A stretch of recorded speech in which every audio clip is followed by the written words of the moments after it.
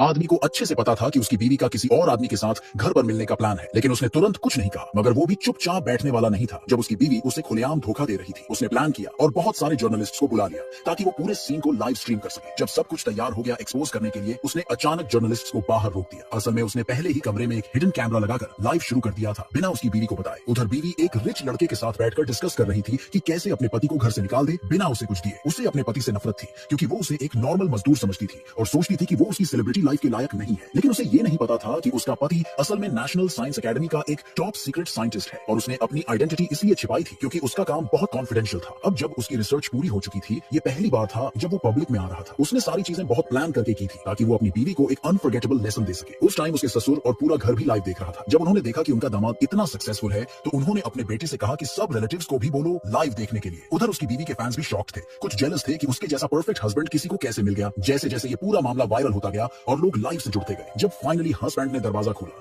बीवी शॉक्ड हुई, लेकिन उसने एक्सप्रेशन नहीं बदला क्योंकि उसे अपने बॉयफ्रेंड पर पूरा भरोसा था जो एक बड़े बिजनेस का मालिक का बेटा था। वो लड़की पैजामा में सीढ़ियों से नीचे उतरी, बहुत ही बदतमीज और बिना किसी गिल्ट के। उसके हस्बैंड ने जब उससे सवाल किए तो उसने जीरो रिस्पेक्ट दिखाई। वहीं रिच वाला लड़का बहुत एरोगेंट बनकर सामने आया और सारे जर्नलिस्ट्स को बाहर निकाल दिया। इन दोनों में से किसी को भी अंदाजा नहीं था कि असली बवाल तो अब आने वाला है, क्योंकि गुलाबों के गुलदस्ते में छुपा हुआ एक और कैमरा अभी भी क्वाइटली लाइव चल रहा था। रिच लड़का उस आदमी का मजाक उड़ाने लगा और उसे ककोल्ड कहकर इंसल्ट किया। औरत ने तो हद ही कर दी। उसने अपने पति को थप्पड़ मारा और बोली, हाँ मैंने तुम्हें धोखा दिया है तो क्या। ये पूरा सीन लाइव में आग की तरह फैल गया। जो इमेज उसने सालों में बनाई थी वो एक सेकंड में पूरी तरह से बर्बाद हो गई। उसका बाप इतना गुस्से में आ गया कि उसने अपना फोन जमीन पर फेंक दिया। उसके रियल पिता ने तुरंत अपने बेटे से बोला कि उसे कॉल करो, लेकिन जैसे हर बार वो रिच लड़के से मिलने जाती थी उसने अपना फोन बंद रखा था। उसे लगा सब सेफ है, कोई उसे डिस्टर्ब नहीं करेगा, तो उसने अपना असली चेहरा अपने हस्बैंड के सामने दिखा दिया। लेकिन उसे पता नहीं था कि पूरे इंटरनेट पे लोग उसे गालियां दे रहे थे। उधर रिच लड़का अब भी अपनी फैमिली कंपनी की ताकत का घमंड कर रहा था। उसे अंदाजा नहीं था कि उसके बाप का बॉस ये सब लाइव देख रहा था और ऑलमोस्ट हार्ट अटैक की हालत में पहुंच गया था। उसने तुरंत अपने असिस्टेंट को बोला कि रिच लड़के के बाप को